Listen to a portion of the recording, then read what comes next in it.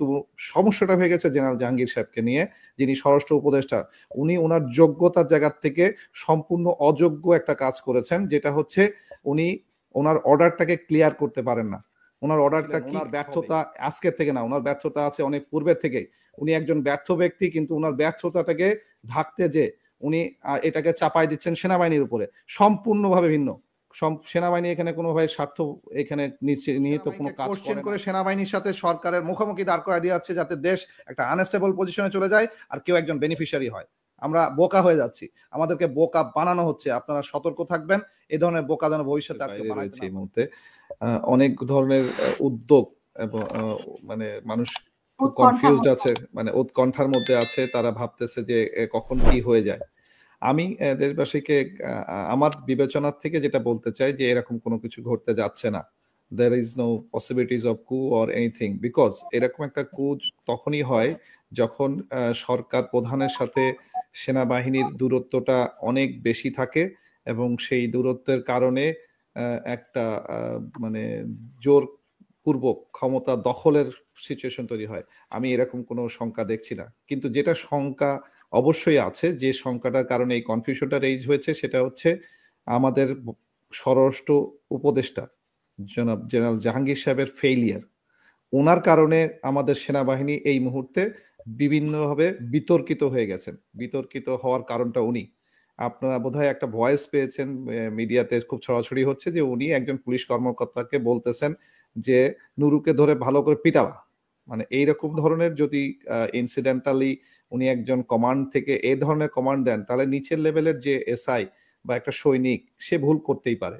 তার ভুল করাটা কমান্ড থেকে বলা হচ্ছে যে এআই দিয়ে করা, মানে এআই দিয়ে হতে পারে। ধরেন সে আমি এআই দিয়েও করা বললাম, কিন্তু তারপরে উনি তো পদে আছেন, ওনাকে দায়িত্ব নিতে হবে। উনি বলতে পারবেন না যে উনি জানেন না।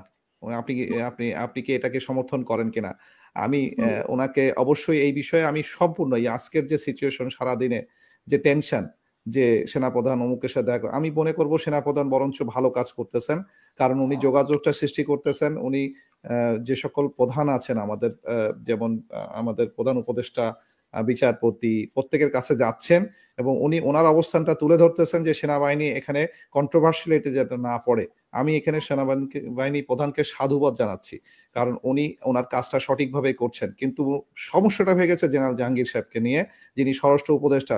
উনি ওনার যোগ্যতার জায়গা থেকে সম্পূর্ণ অযোগ্য একটা কাজ করেছেন, যেটা হচ্ছে উনি ওনার অর্ডারটাকে ক্লিয়ার করতে পারেন না। ওনার অর্ডারটা কি হবে, কাকে, মানে এখানে একজন, উনি তো একজন মানে যেভাবে হোক ভিপি নূর তো সে একটা দলীয় প্রধান, সে ছোট হোক বড় হোক, বাট সে তো একটা দলীয় প্রধান, সে দলীয় অনুষ্ঠান করবে। তার দলীয় অনুষ্ঠান করতে গেলে ডেফিনেটলি সে পুলিশকে ইনফর্ম করেই করেছে। সে এমন তো না যে সে পুলিশকে ইনফর্ম করে ওখানে যায় নাই। তো তার মানে হচ্ছে তার অবস্থান খুব পরিষ্কার ছিল, কিন্তু তার অবস্থানে হঠাৎ করে যে এই যে এক ধরনের, এবং সবচেয়ে বড় আমি যেখানে ব্যর্থতা দেখি সেখানে হচ্ছে সেনাবাহিনী ওই মারধরের মধ্যে ঢুকে যায়। সেনাবাহিনীতে লাঠি দিয়ে পিটানোকে সেনাবাহিনী ইউজ করাটা খুবই নিম্নমানের কাজ মনে করি আমি। আমি যে ওখানকার যে সকল কর্মকর্তা উপস্থিত ছিলেন, যিনি এটা কমান্ডিং অফিসার, যিনি এটা ডিউটিতে ছিলেন, ডিউটিরত অফিসার, তাদের ফেলিওরকে আমি ধরবো। এখানে সেনাবাহিনী প্রধানকে বা সেনাবাহিনীকে টানবো না আমি। এখানে তাদের একটা ফেলিওর ছিল, এই ফেলিওরটাকেই মানুষের কাছে সঠিকভাবে উপস্থাপন করতে না পারার ফলে আজকে সেনাবাহিনী প্রধান যে উদ্যোগগুলো নিয়েছেন সেইটা অরিজিনালি ব্যর্থ প্রমাণিত হয়ে যাচ্ছে। এবং সেই ব্যর্থতাটাই মানুষ বিভিন্ন গুজব গুঞ্জন ছড়িয়ে একটা কনফিউশন তৈরি করে ফেলেছে যে সরকার বোধহয় এই মুহূর্তে মানে আমাদের জেনারেল ওয়াকার স্যার উনি মানে মার্শাল্লাহ জারি করবেন এবং ক্ষমতা নিয়ে নেবেন। আমি একদমই এই বিষয়ে একমত না।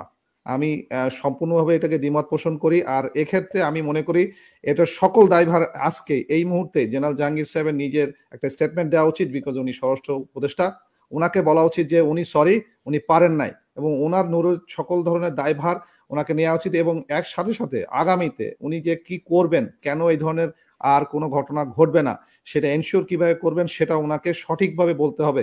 কারণ উনি পুলিশ চালাইতে সম্পূর্ণরূপে ব্যর্থ, এবং তার যদি প্রমাণ মনে করেন, তারপর সবচেয়ে বড় প্রমাণ হচ্ছে আমি গত এক সপ্তাহের মধ্যে আমার নামে উনি একটা ফলস ওয়ারেন্ট বের করেছে ডিবি থেকে, দিয়ে আমাকে চাঁদাবাজ বানানো হয়েছে, দেশ থেকে ভাগানো হয়েছে।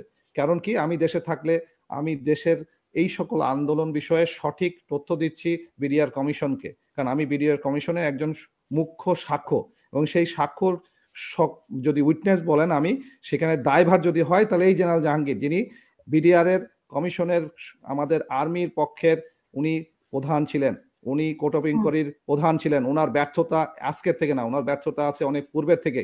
উনি একজন ব্যর্থ ব্যক্তি, কিন্তু ওনার ব্যর্থতাটাকে ঢাকতে যে উনি এটাকে চাপাই দিচ্ছেন সেনাবাহিনীর উপরে, সম্পূর্ণভাবে ভিন্ন। সেনাবাহিনী এখানে কোনোভাবে স্বার্থ এখানে নিহিত কোনো কাজ করে নাই। সেনাবাহিনীকে ইউজ করা হয়েছে। পুলিশ পিটাইতে গেছে, পিছনে সেনাবাহিনীকে ডাক দিলে তো সেনাবাহিনী গেছে, কিন্তু সেনাবাহিনীর হাতে লাঠি ঠাকাটা আমি মনে করি একটা ফালতু জিনিস হয়ে গেছে। এই ধরনের ফালতু কাজ যাতে ভবিষ্যতে আর না হয়, সেই বিষয়ে আমাদের সেনাবাহিনী প্রধান ডেফিনেটলি কোনো নির্দেশনা জারি করবেন। জি বলুন। সেনাপ্রধানকে কি এ দায় এড়াতে পারে যে এই যে সেনাবাহিনীর লোকজনের হাতে লাঠি? ডেফিনেটলি এড়াইতে পারেন না, ডেফিনেটলি এড়াইতে পারেন না, কিন্তু উনি কি করবেন সেটা ডেফিনেটলি উনি জাতিকে জানাবেন। উনি পরবর্তীতে যেন এই ধরনের ঘটনা না ঘটে সেটা উনি ডেফিনেটলি জাতিকে জানাবেন, এটা আমি আশা করি স্যারের কাছ থেকে।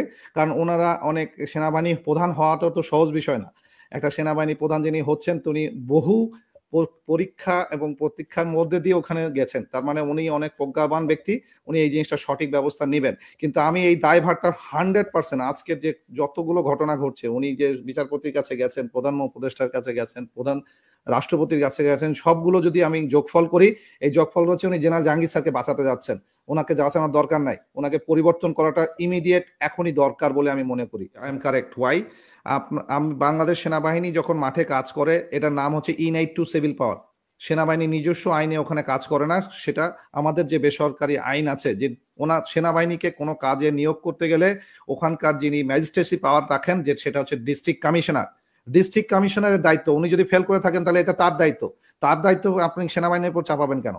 সেনাবাহিনীকে আপনি এখানে কালারফুল করে ফেলতেছেন কেন? এখানে তো পুরাপুরি দায়িত্বহীনতা কাজ করেছে ডিসি। ডিসি কেন ওখানে জানে না যে ওখানে কি গন্ডগোল হচ্ছে? ডিসি এসপি ওখানে কি করেছিল? এসপির দায়িত্ব না যে ওখানে কতটুকু ফোর্স তার লাগবে? সে যদি ফোর্স ফেল করে তখন সে সেনাবাহিনীকে জানাবে। সেনাবাহিনীকে নিশ্চয়ই তারা জানায় নাই, নাহলে সেনাবাহিনী সময় মতো ডেফিনিটলি ওখানে উপস্থিত থাকতো। এটা সম্পূর্ণরূপে এই ইচ্ছাকৃতভাবে করা হচ্ছে। এগুলো সেনাবাহিনীকে কোশ্চেন করে সেনাবাহিনীর সাথে সরকারের মুখোমুখি দাঁড় করায় দেওয়া হচ্ছে, যাতে দেশ একটা আনস্টেবল পজিশনে চলে যায় আর কেউ একজন বেনিফিশিয়ারি হয়। আমরা বোকা হয়ে যাচ্ছি, আমাদেরকে বোকা বানানো হচ্ছে। আপনারা সতর্ক থাকবেন, এই ধরনের বোকা যেন ভবিষ্যতে আর কেউ বানাইতে না পারে। আপনার কাছে ছোট আরেকটা প্রশ্ন, আমি জানি যে আপনার ফ্লাইট কিছুক্ষণ পরে। একটা ছোট প্রশ্ন, যে আমরা গতকালকে রাতে থেকেই শুনছি এবং মোটামুটি এটা নিয়ে অনেকেই কথা বলছে, গুরুত্বপূর্ণ ব্যক্তিরাও কথা বলছে যে সেনা প্রধানের সাথে প্রধান বিচারপতির দেখা হয়েছে, সাক্ষাৎ হয়েছে, কিন্তু আইন উপদেষ্টা বলছেন যে এরকম এটা গুজব বা এটা ঠিক না। কেন? মানে এটাকে যদি ক্লিয়ার করার দায়িত্ব হচ্ছে যে সকল ব্যক্তি বক্তব্য দিচ্ছেন। যদি আইন উপদেষ্টা এটা বলে থাকেন এবং উনি মিথ্যা বলে থাকেন, তাহলে সেনাপ্রধান বলবে যখন যে হ্যাঁ আমি দেখা করেছি, তাহলেই তো প্রমাণিত হয়ে গেল।